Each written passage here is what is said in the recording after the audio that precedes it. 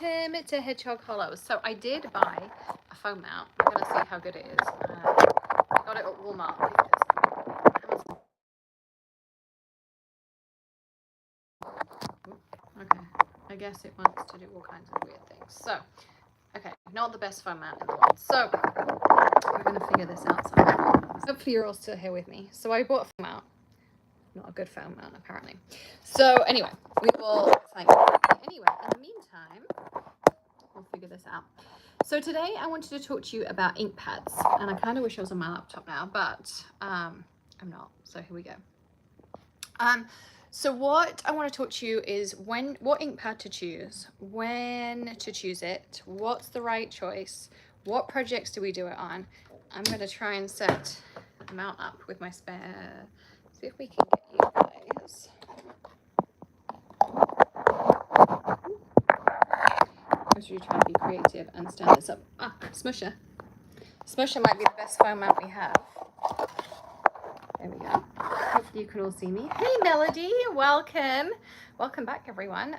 So today I want to talk about ink pads. And I was trying to be clever. I bought a foam mount. It's an epic fail because I just tried to put my phone in. It was fine before I went live. Now it's not so fine. So I thought, I'll just set one up with my spare hand, but that's not working right now either. But anyway, we'll just keep moving along because we'll be fine. So today I want to talk to you about ink pads.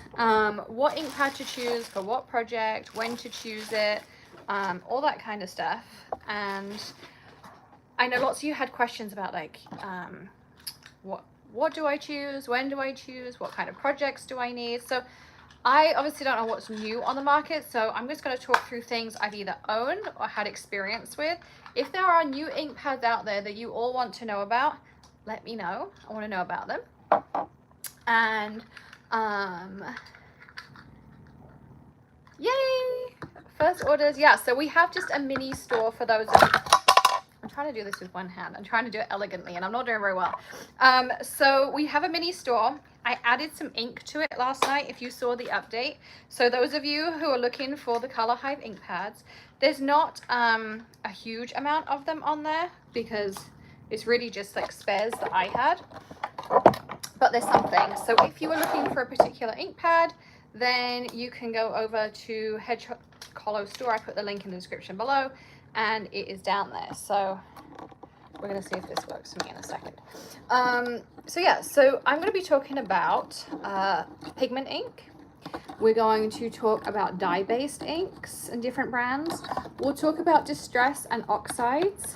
We'll talk about, what else am I thinking? Distress, oxides, pigment. I'm going to talk a little bit about alcohol lifting and alcohol inks, just because you can stamp with them and do some cool techniques. Excuse my hand for 1 second. But this will work enough. So it'll sit on my desktop. There you go. So now I'm hands-free and my phone's not moving all around. I just can't do the hold down thing yet. I bought this foam mount and it's a disaster. But anyway. So first of all, let's talk about, there are different kinds of ink pads. So the ones I've had experience with, which are the ones I'm going to talk about, as I say, if there's something new on the market that I don't know about, leave me a comment down below. I want to know, and I'll go do some research and we'll kind of go from there. So we have dye ink pads. So dye ink pads are water-based. So when can I use a dye ink pad? When do I want to use a dye ink pads? Interference ink pads, they sound interesting. So Color Hive is a water-based ink pad. Distress is a water-based ink pad. Both the oxides and the regular Distress, although they're very different from a Color Hive. Catherine Pooler's are water-based. Waffle Flowers were water-based. I don't know if they still exist. Gina K's are water-based. So they're all dye, which means water-based. Okay. So you need to have a porous surface for that dye to soak into. Otherwise, it's never, ever going to dry. So you have to put it on cardstock. You have to put it on our old Geminino paper. You have to put it onto parchment. If you do that, I usually suggest to heat set it or add some embossing powder. You can blend really nicely with it because it's wet. When else can we use it? You can use it on canvases. So anything porous, you're going to want to use a dye-based ink. Okay. So, and the dye is going to soak into the paper. So that's the whole thing with the dye-based inks, is the ink is going to soak into the paper. And if you add water to it, it's going to react, okay? So if you want to stamp with this and color with watercolor or watercolor pencils or anything water-based, this is going to run unless you add embossing powder to it. So if you want to use water with your water-based inks for a coloring medium, you need to add a clear embossing powder.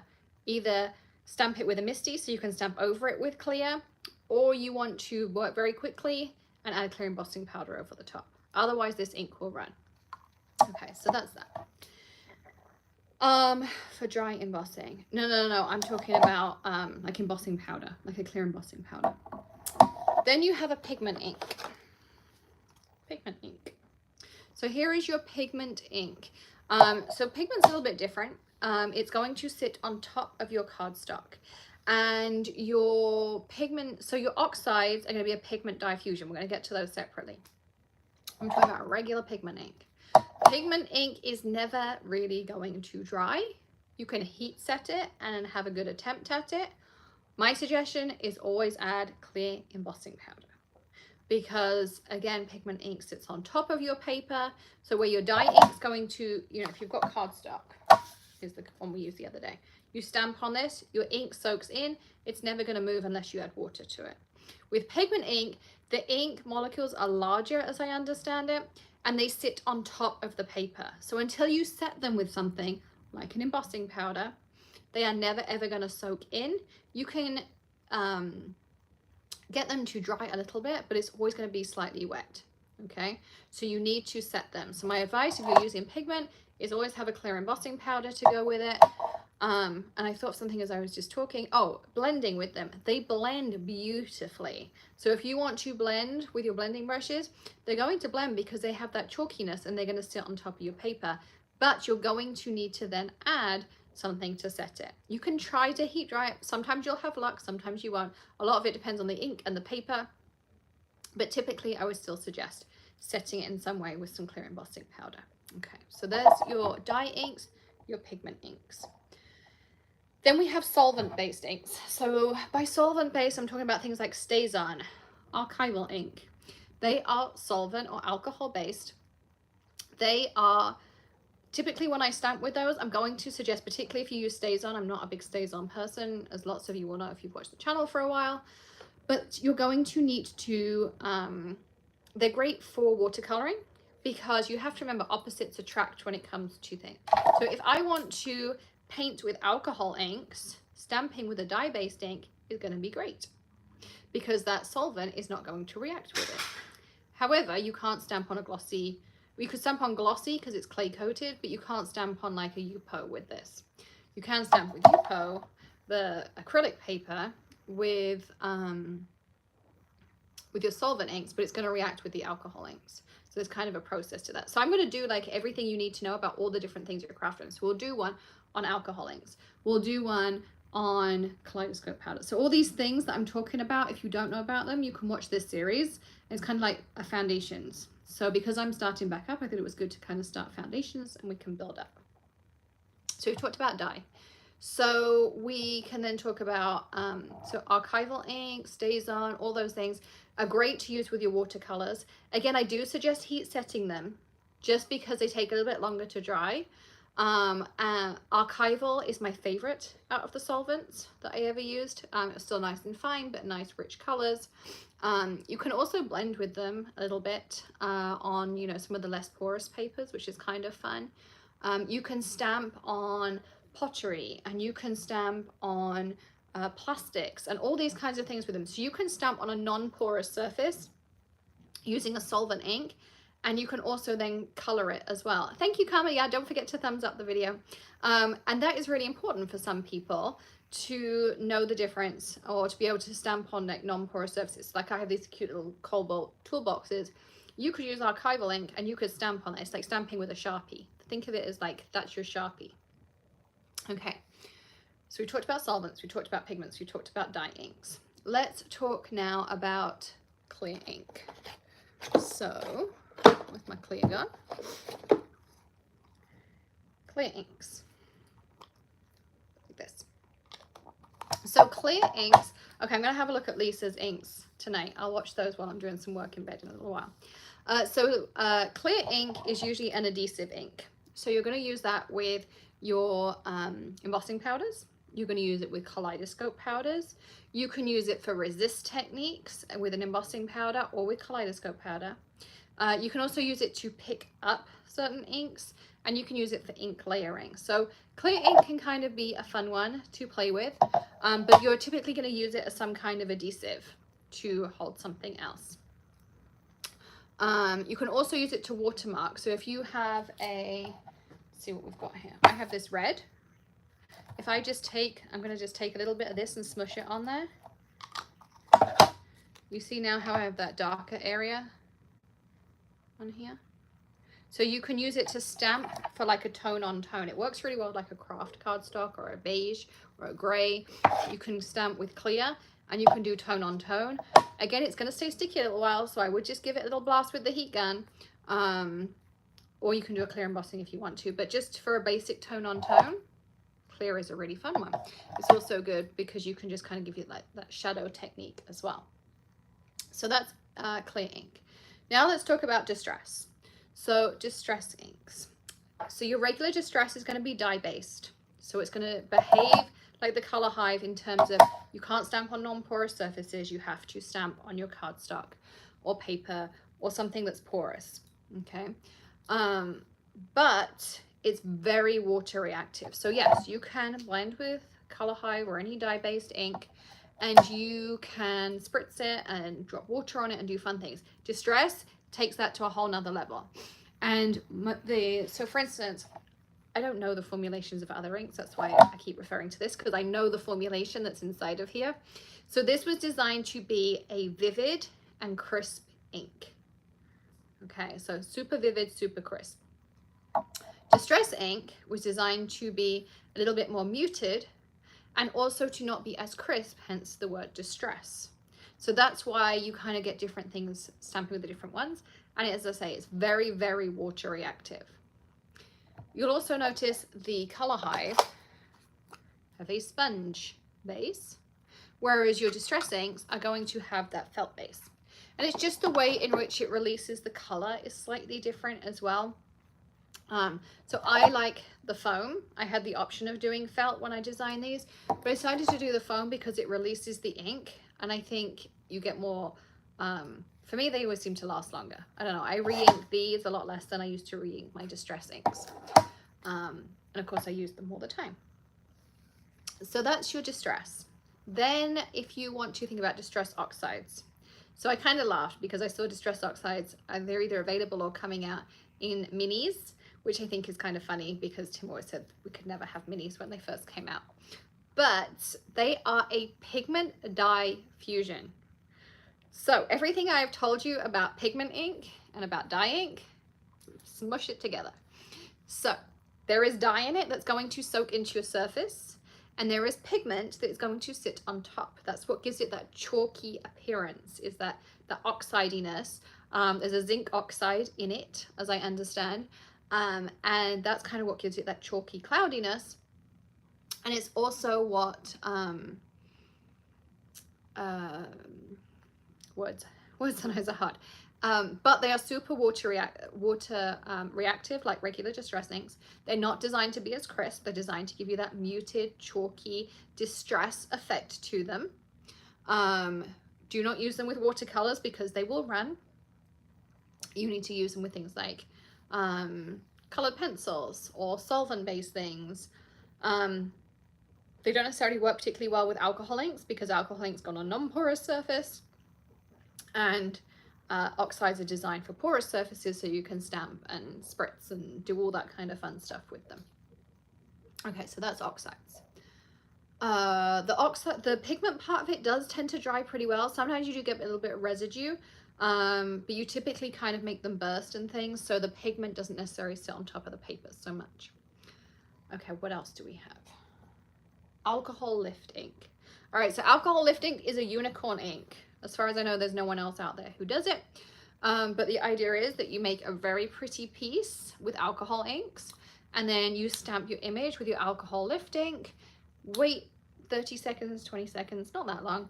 And then you can lift that image up into another impression. You can actually make a ton of different impressions with it.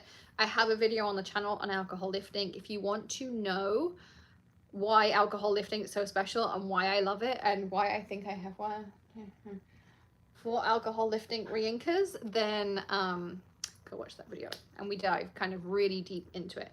But we're going to go through those stages again. I do have alcohol lifting, I have alcohol inks, I have my dye inks, I have a few distress, not many, not my whole collection. But yeah, so we'll just start kind of working through products, different things you can do, different ideas, when to use it, because you might be like me and have a gazillion inks. Well, I used to. My full set of Catherine Poolers I actually found on Greg's eBay, which fun times if you want a whole set of Catherine Poolers. Yeah, so like I know, you know, we all have all these different inks and it's like, okay, so when do I use what? Why do I need another dye ink or another pigment ink or another distress ink or another, I don't know, whatever it happens to be. I'm intrigued by these interference inks, so we'll go take a look at those. But yes, so we've talked about pigment inks, we've talked about dye inks, we've talked about glue, we've talked about solvent, we've talked about oxides. I think that's all the kinds of inks. Correct me. If anyone has a question about ink that I didn't answer, let me know.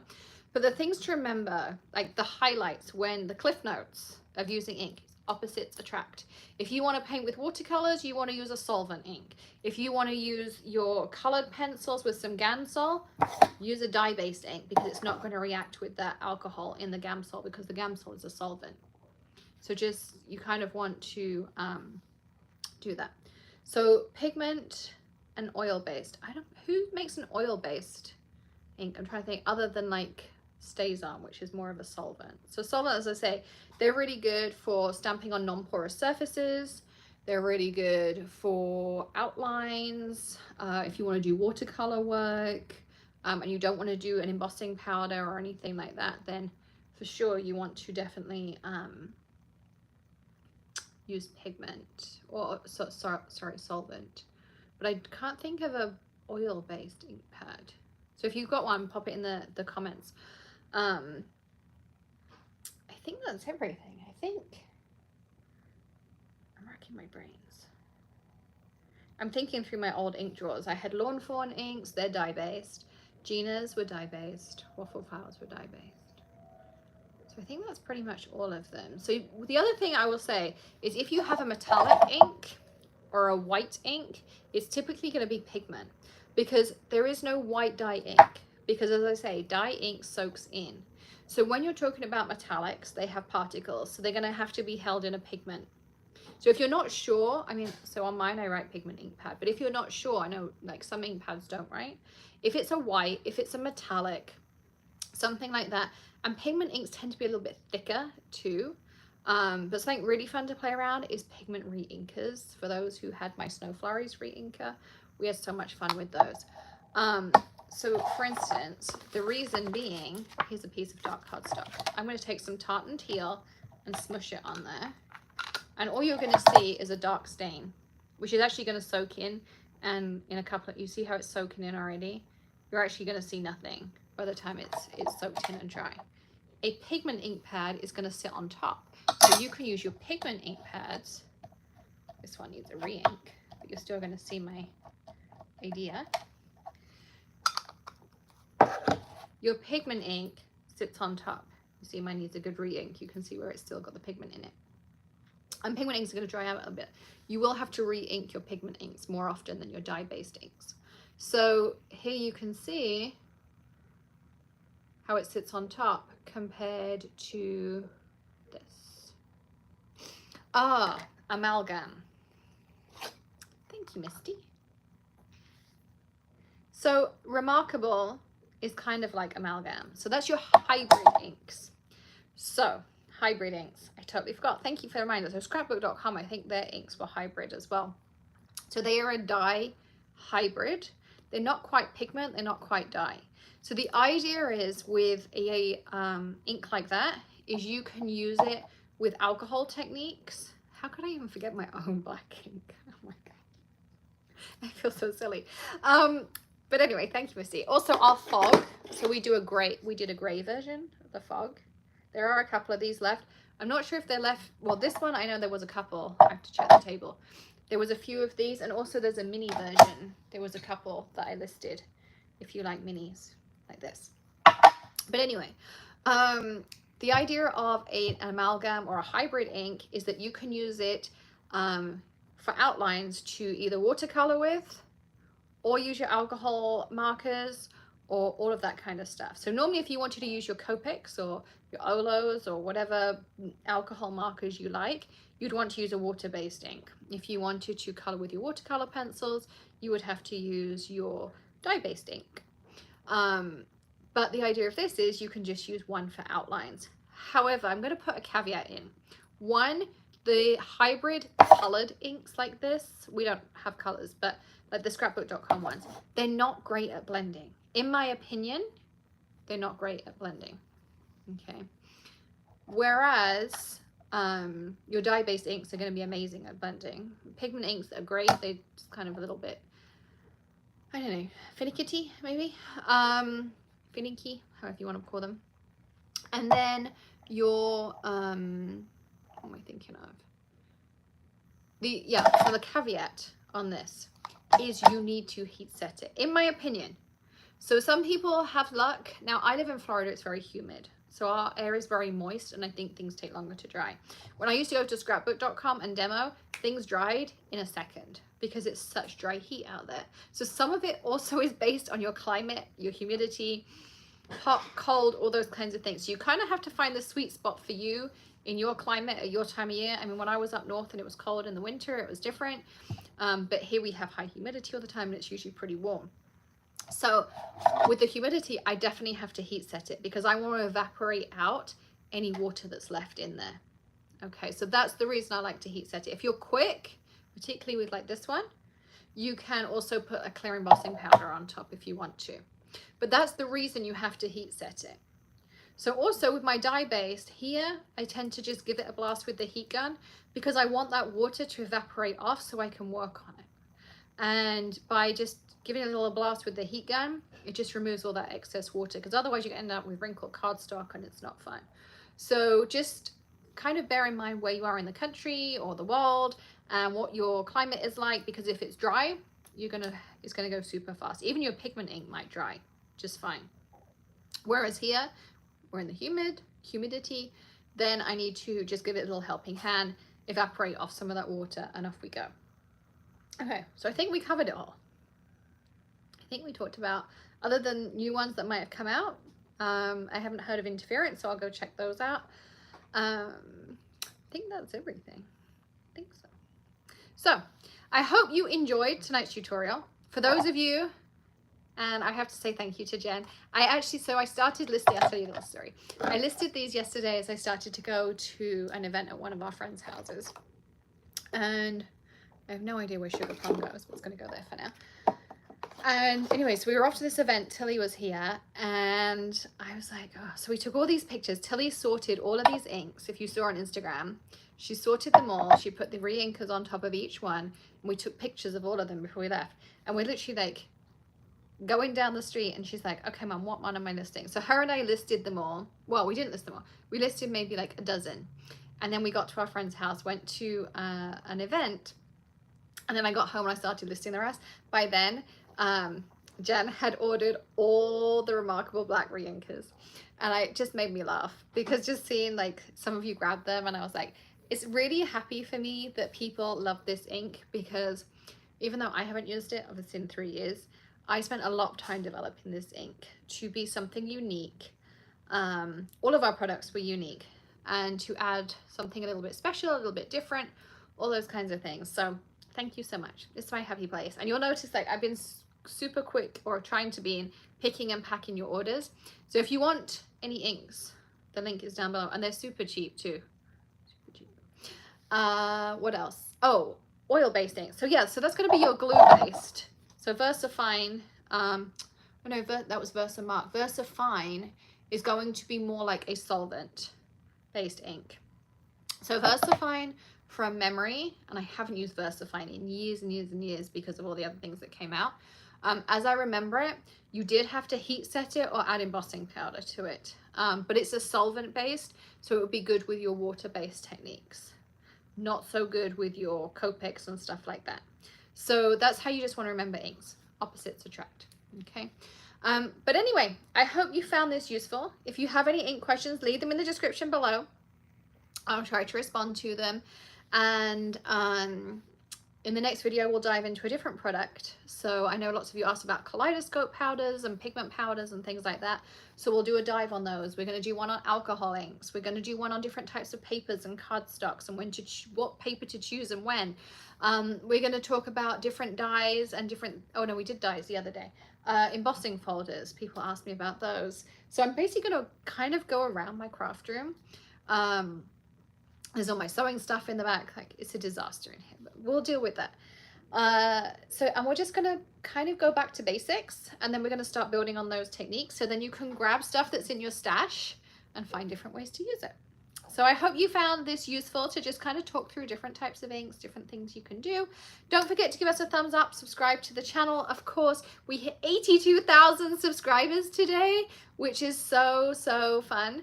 I'm so excited. Yes, I'm going to Google Versify Misty and I'm going to Google Interference Inks. So I'm going to do both of those and I will report back in the next video what I find out. And also make sure you turn on notifications so you know when we go live. You can also join the channel too. And I'm going to do some like exclusive little lives and jump-ins and some sneak peeks of some stuff going on behind the scenes for our channel members as well.